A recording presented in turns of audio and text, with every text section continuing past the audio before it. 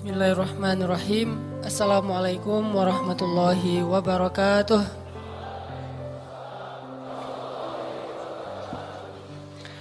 Alhamdulillahirabbil alamin. Alhamdulillahi wa kafa wassalatu wassalamu ala Rasulillahil Mustafa wa ala alihi wa sahbihi ahli sidqi wal wafa. Alhamdulillah, puji syukur kepada Allah Subhanahu wa taala. Teman-teman sekalian, pertama-tama saya ucapin jazakumullahu khairal jaza. Terima kasih banyak. Semoga Allah Subhanahu wa taala memberikan balasan kebaikan dalam setiap langkah yang teman-teman sumbangkan untuk menuju ke rumah Allah dan menghadiri majelis ilmu karena Allah Subhanahu wa taala. Ketika teman-teman datang ke majelis ilmu, satu kali kita melangkah ke majelis ilmu, maka Allah Subhanahu wa taala minimal akan mendekatkan kita 10 langkah ke surga. Jadi kalau jarak dari padang mahsyar ke surga itu sekian juta kilo atau miliar, kita nggak tahu, maka setiap langkah-langkah kita menuju ke majelis ilmu itu artinya kita semakin dekat ke surga. Sehingga nggak cukup kita datang ke majelis ilmu itu sekali. Dan dalam Islam, semua amal soleh kita itu akan Allah balas minimal 10 kali lipat.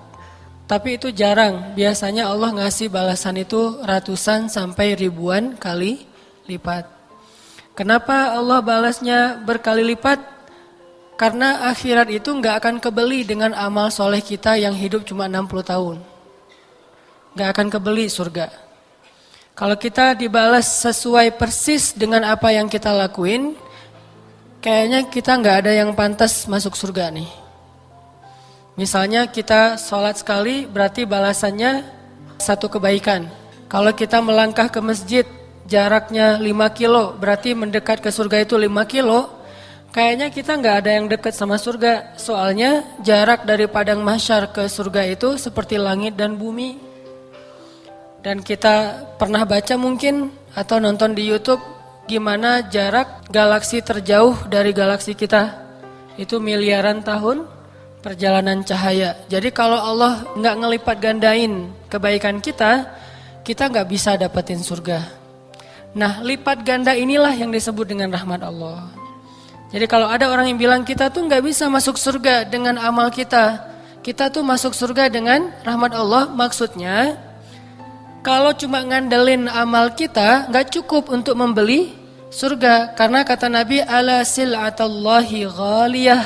Bukankah harta Allah atau barang yang Allah jual itu harganya ghaliyah, mahal? Ala sil'atallah hiyal jannah. Bukankah barang yang Allah dagangkan itu adalah surga dan harganya sangat mahal? Sehingga kita gak akan bisa membeli surga kalau cuma ngandelin amal kita doang tanpa rahmat Allah.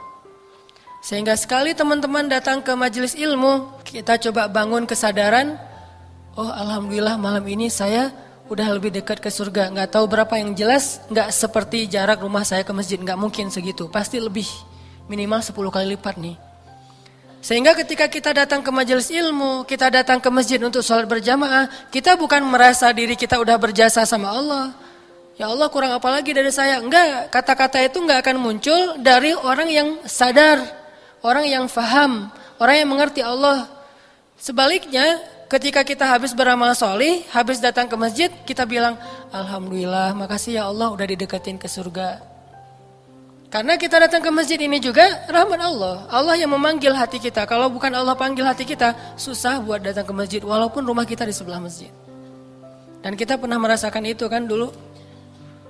Gak usah sholat subuh, sholat maghrib aja kita malas ke masjid. Kalau sholat subuh jelas alasannya banyak nih. Kalau sholat maghrib, di waktu yang kayaknya lagi nyaman-nyamannya, lagi santai-santainya, mau have date juga belum. Kan kalau mau dating sama mantan, waktunya kan habis maghrib nih. Kalau kerja udah pulang. Kalau mau malam mingguan belum waktunya, bentar lagi. Jadi waktu maghrib itu kayaknya waktu paling leluasa nih buat kita sholat di masjid. Sesekali lah. Toh ternyata jarang. Jumatan seringnya gak dengar khutbah.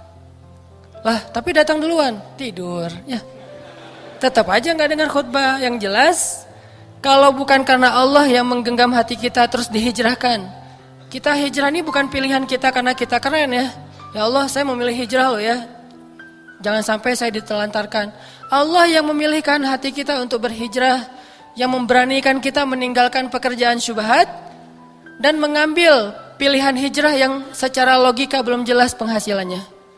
Kenapa? Karena Allah menguatkan hati kita, memberanikan diri kita untuk memilih jalan Allah, dan itu iman. Liyazdadu imanan ma'a imanihim. Allah yang menambahkan iman kita. Sehingga kalau kita datang ke majelis ilmu teman-teman, udah berapa kali dalam setahun terakhir misalnya. Dan kita hitung itu dengan maksud untuk merasa lebih semangat. Bukan maksud untuk menuntut Allah gitu. Tapi lebih semangat. Alhamdulillah setahun terakhir ini minimal seminggu sekali saya pasti datang ke taklim. Minimal nih. Bisa ada yang 2 kali, ada yang 3 kali. Kalau menurut saya sih 2 kali minimal. Sekali kajian umum, sekali lagi sholat Jumat kan. Khutbah Jumat minimal 2 kali nih dalam seminggu. Alhamdulillah seminggu udah 2 kali ke majelis ilmu. Jarak rumah kita berapa? 5 kilo? Sebutlah yang gampang dihitung 10 kilo. Pulang balik 20 kilo. Kali setahun. Berarti dikali 10 minimal. Atau kali 1000 deh. Kok 1000 emang Allah mau ngasih? Jangan suuzon sama Allah. Kalau perlu kali aja tanpa batas. Sehingga kita berprasangka baik. Alhamdulillah berarti sekarang jarak saya ke surga makin dekat nih.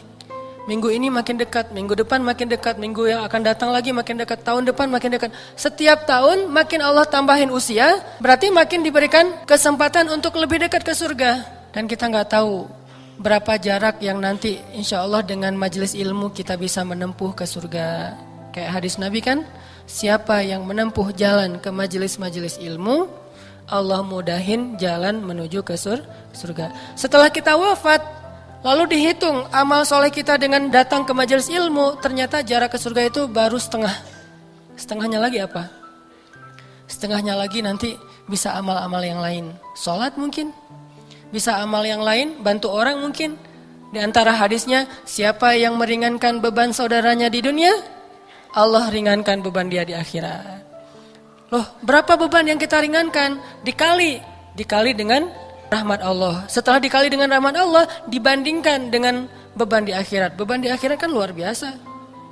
Beban hidup di dunia aja udah luar biasa kan ya? Kerasa gak sih beban hidup? Terutama kalau lagi sendiri. Itu terbeban banget loh. Dan saya ngerasain kayak gitu. Pas lagi sendiri dulu tuh beban hidupnya kayaknya, duh hidup kok gini ya, mending gak usah hidup deh. Tapi pas sudah berdua, duh kok hidup dari dulu gak kayak gini ya.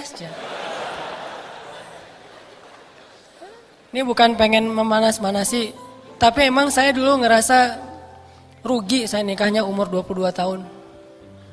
Ada yang lebih? 22 tahun tuh rugi loh. Tahu gitu saya 17 tahun juga udah nikah. Kalau bisa sih 12 tahun lulus SD nikah. Cuman kan gak legal ya.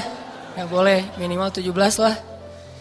Artinya tanya deh ke teman-teman yang beberapa hari kemarin nikah nih. Coba tanya sama dia, enakan mana sendiri sama berdua? Pasti enakan bertiga. Kalau udah punya anak maksudnya.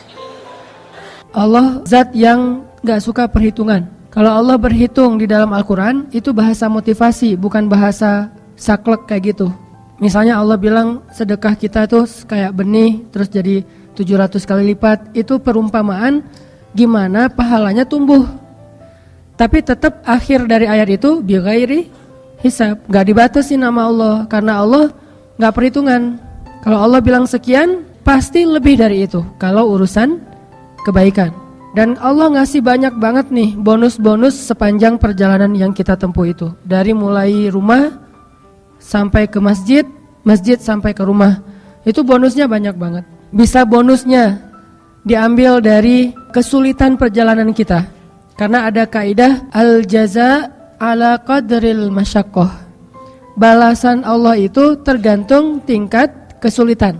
Jadi kalau misalnya kita ngerjain satu amalan banyak kesulitan, berarti Allah akan ngebales lebih besar daripada yang ngerjainnya lempeng gitu, nggak ada masalah. Pas kita datang ke sini misalnya macet, maka macetnya kita sampai 2 jam, yang biasanya kalau kita jalan dari rumah ke sini cuma butuh waktu 10 menit, 15 menit. subuh misalnya, atau kalau normalnya mah 40 menit, ini jadi 2 jam karena banyak lampu merah yang kita lewatin sehingga macet nih. Bikin nggak nyaman, bikin jadi telat, akhirnya sampai di sini kita berdiri di pintu atau duduknya di luar dingin-dingin, lupa bawa jaket misalnya. Setiap kesulitan yang kita alamin berarti itu kemudahan nanti di akhirat. Satu kesulitan di dunia, minimal 10 kemudahan di akhirat. Berarti kalau kita sekali mencari ilmu punya 10 kesulitan, pas keluarnya ngantri di layar karcis, kemudian nanti di jalannya juga kita jauh lagi macet segala macam, kemalaman, ngantuk, capek, padahal seharian juga kita belum istirahat, pulang dari kuliah langsung ke masjid, pulang dari kantor langsung ke masjid. Semua kesulitan itu nanti Allah ganti dengan kemudahan.